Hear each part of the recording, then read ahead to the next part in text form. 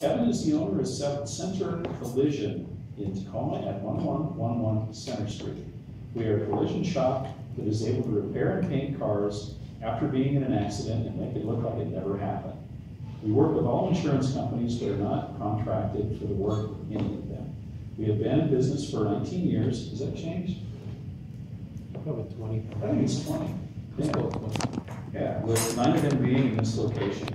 Kevin began his business working out of his garage at his home as a hobby. Kevin has been married to Debbie for, that will be 19 years now, and they've got 6 children. Does that change? Yes. You're still married to Debbie, right? 3 boys and 3 girls ranging from 13 to 32. Kevin loves the outdoors, and when he's not working, you can find him snowmobiling, skiing, boating, camping, quadding at the sand dunes, or playing games with friends. Kevin is also very involved in his church and volunteers as a Boy Scout leader. Please, everybody, join me in welcoming Kevin. All right, thank you. Jason, do we need to turn this on? It should be on if the lights do its thing. Yeah, perfect. Okay, so as usual, I like to bring a prop or two, so I brought a couple props. We'll get that here in a minute. So, as Rick said, collision shop, we fix cars that get in car accidents. And you know, it seems like once something is developed and becomes useful, it seems like human nature that someone's going to copy it and do the same thing, sometimes better, or you know, at least they do the same thing just because of opportunity. Susan, you said something this morning. Your grandson was the fake razor, right? Mm-hmm. So it looked like a razor, but didn't really do the whole. So it's real similar. So what I'm going to talk about today is parts. People ask us all the time about the parts we put on cars, and I'm going to tell you some information. A good portion of you might not even know today, or didn't even know was even a possibility. So when I first started working on cars years ago, well, I worked at a shop, and all the parts we got back then, we would just buy them from the dealer. Because if it was a Ford part or a car, then we'd buy it from the Ford dealer. If it was a Chevy, we'd call the Chevy dealer, we'd get the parts delivered. And I actually got out of the industry for a little while, and when I got back into it, I realized that there were more than one place where you could buy parts. All of a sudden there was these places I hadn't heard of that offered parts that fit the car, but were made by somebody else. So anyways, it was good in a way because, and it is good. It helps. There's so many different ways to look at this, and I'm not here to just say like there's only one way. I'm just basically explain that there are several ways, different ways to fix your car, different parts you can get for your car. And if it's really important to you, spend more money, get the, you know, what's more important to you. A good example would be like a Coach purse, okay? Those they're not cheap, right? I don't own any, I haven't bought any, thank goodness, but I know they're not cheap. How much are they? Couple $100? That's where they start. Okay, that's where they start. Okay, but you could get another one. It's that might say Coach on it, look like a Coach, smell like a Coach, but it's not a Coach, right? Is it cheaper? Like a little bit cheaper or a lot cheaper? A lot cheaper. A lot cheaper, right? Okay. Well, the same goes in auto parts. So, like I said, I was when I got back in the industry, I realized that there were different sources available because people would come to me and say, "Well, we have these parts at a cheap price." And I said, "Okay, that sounds pretty good." And I'll be honest with you, back when I got back into the industry, it was in the 90s. It was kind of a new thing. These aftermarket parts is what they call them, and the thing is, there really wasn't any benchmark other than, well, it looked like a fender, it smelled like a fender, it's, you know, the same color as the factory fender. So what I want to talk about today is a certification company called CAPA, and that's Certified Auto Parts Association, okay? And what they've done is they have, they're a third party, they don't sell parts, they don't do anything other than analyze and set a benchmark for aftermarket parts, because there are, besides, we're gonna pick on, we'll pick on Toyota today, because that's what I brought, is a couple of Toyota fenders. Toyota fenders can be made, you know, from the dealer by Toyota, or the aftermarket source could be Mexico, could be China, could be Vietnam. It's hard to say, and they all look just the same, but they're not always the same. The prices are usually cheaper, so that makes it appealing. So, but are they the same? So that's all I'm going to do, is just kind of an analysis today. And I'll be honest with you, if the car was like, if I was really in love with this car, okay, I'll give you a real example here. Okay, because we talked about price and how it's a little bit cheaper and stuff. My estimator Robert just got a commission about 2 weeks ago. He's got a Ford Gremlin. It's a pretty expensive truck. Okay? It's not a normal truck. It's a kind of an elite truck, and has a lot of value to it because it's like a specialty. So when he went to put the car together, his insurance company required him to use some aftermarket parts on it. He was willing to pay the difference to get some original parts because to him it's important, and he sees the value. So now this all, you know, with your insurance companies, when you get in a car accident, you always you don't really get to it until there's a necessity for it. But it's always good to understand which policy is with your insurance company, and some of them will they'll put factory parts in your cars, some will put aftermarket parts in your cars, and a lot of it has to do with price. So if you want cheap insurance, you're probably going to, you're going to get the cheaper part. So it's, just in life, you kind of get what you pay for. So I figured, so I brought 2 fenders for the same car. This is between a 2012, 2014 Toyota Camry. They're both right front fenders.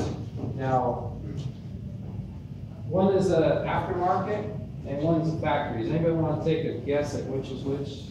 I said that right. This is the aftermarket one. Okay. So right off the bat, one obvious difference is the packaging. Okay. So in reality, you know, it seems silly. Well, you know, I'm kind of paying for the packaging. It's, you know, maybe I could do with less packaging and save some money. Yeah, you can. So let's take a look at this fender and see if that makes any difference. So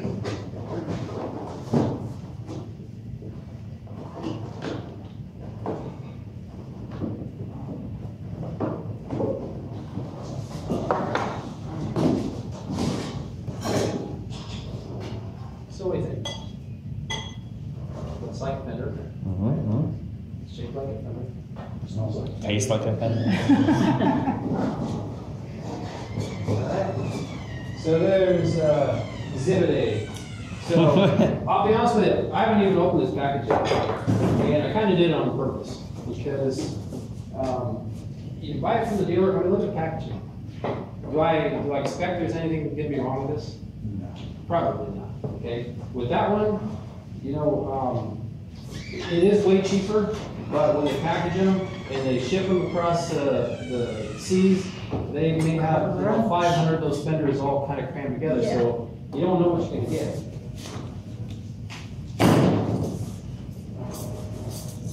Sounds like a fender.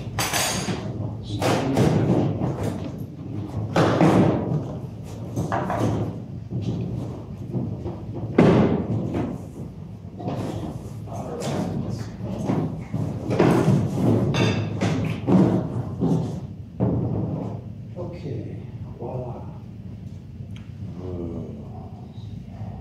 That's yeah. Does it hurt? Well, okay. Did you say, what'd you say, Rick? Did it hurt when you got it? Oh, no. I thought you said, is it perfect?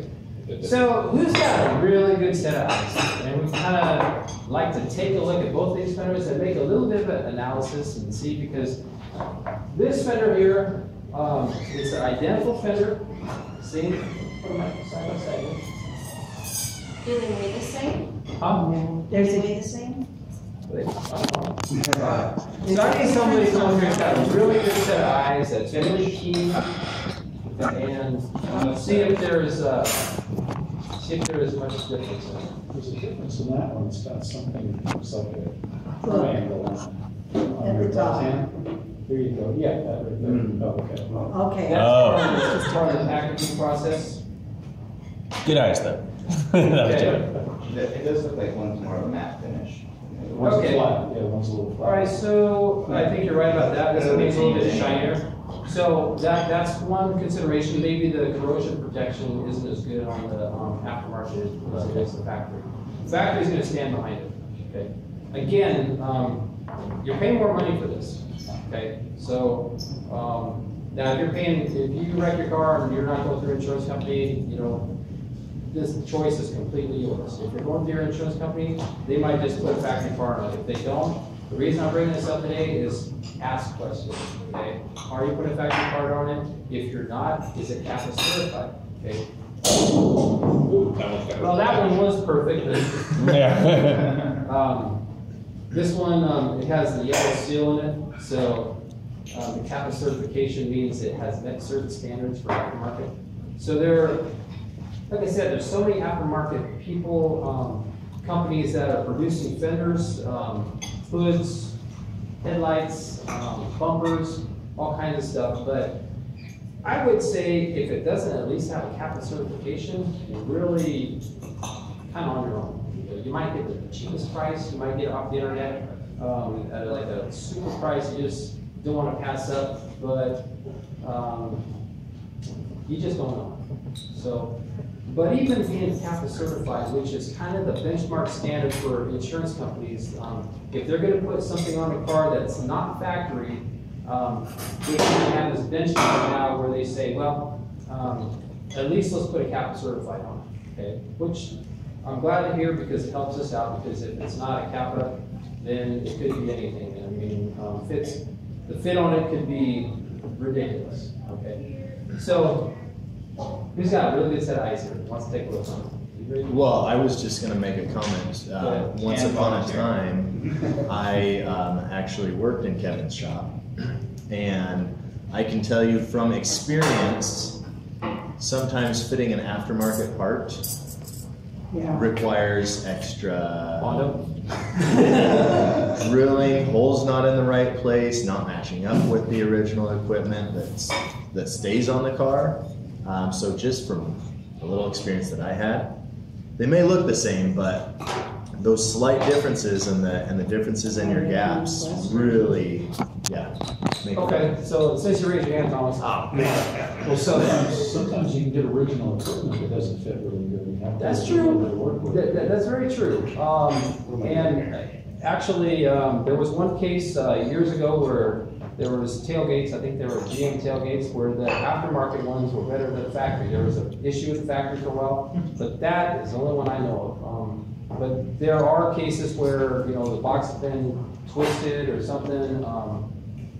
There's not a complete exact science. You always gotta look at it, make sure it fits. So, Thomas, take a good look this thing over really well, and let's just make a comparison. And I've actually, I've got a marker here. I'm gonna circle anything you see on the Wow. It's like a highlights It's watching. magazine. Oh,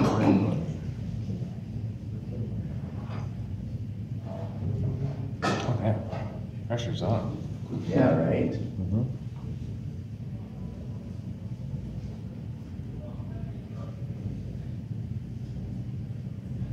How are the welds? Are there any Look welds? for any imperfections. What about the weight? Somebody asked about the weight. Does the weight feel about the same?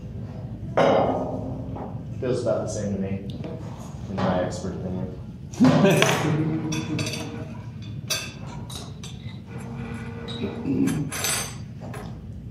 I don't know, Kevin. Oh, man. Got a little imperfection here. Let's mark that one. Okay.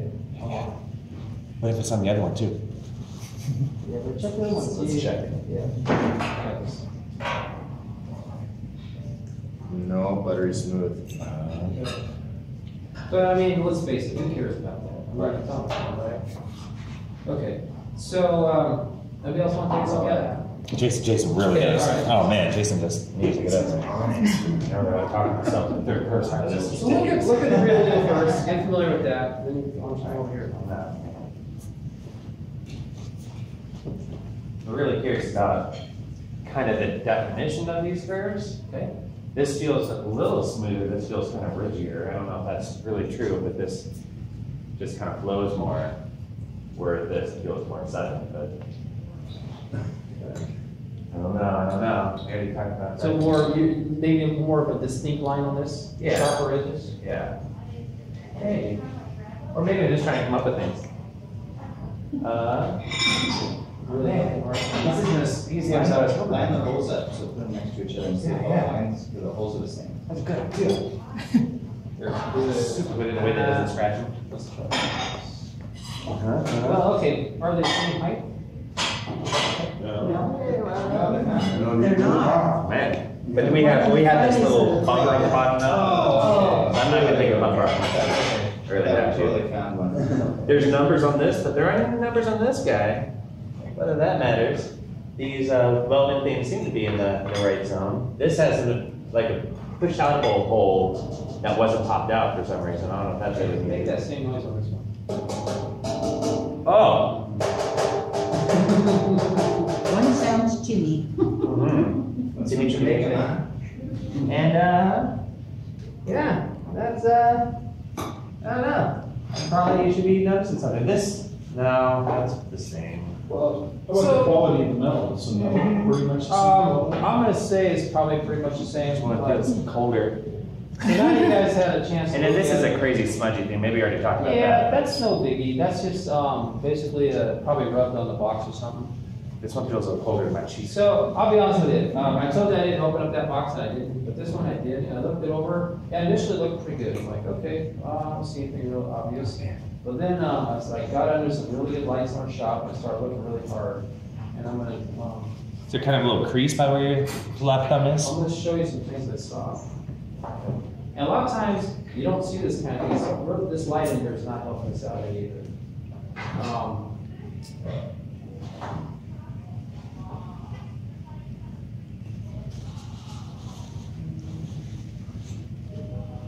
Well, one thing is, okay, if you look at this, this edge right here, and the time you're gonna notice this is when you get this fender on the car, Close the hood. probably painted, and you close the hood, and you find out, that's kind of weird, because the one side that wasn't damaged is like perfectly straight, and it's got the exactly even gap on it. And this side here is pretty good along here, but then you get to the end and it's kind of wobbly. That's what you see right here. So I'm gonna circle that.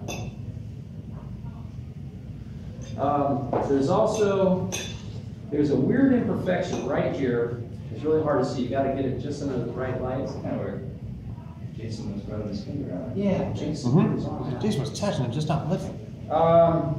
When I looked at it again under better lights, I noticed, if you look at this angle right here, it should be, perfectly round and smooth and everything. If you look really close, there's a flat spot right here. It kind of curves, then it goes flat, then it curves again. Okay. There is, let's see if I can find it.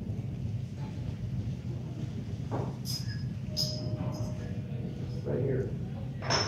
There's an outing. Something is hit from the inside, poked it out just a little bit.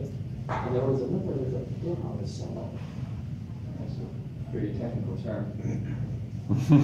The Audi. We stole it from a car manufacturer.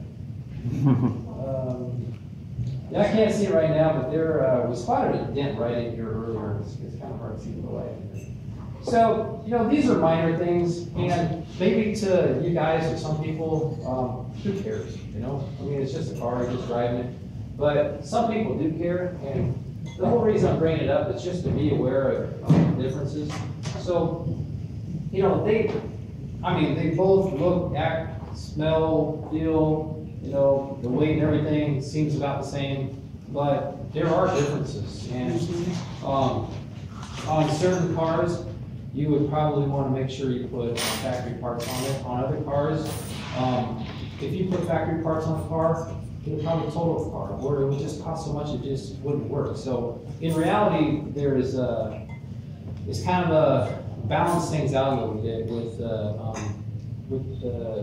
original equipment manufacturer, OEM, that's the term for the factory like Ford, Chevy. Their prices used to be they kind of had a monopoly, okay? And their prices were, the price was the price. Nowadays, now that there's other options, we found that the dealers are much more willing to work with us. They have come to us and said, as a matter of fact, if your insurance company's asking for an aftermarket part on the estimate, why don't you give us a call, we'll match that price and give you a factory part. How about that? Wow. So, yeah, that's pretty good. So not all the dealers are doing that.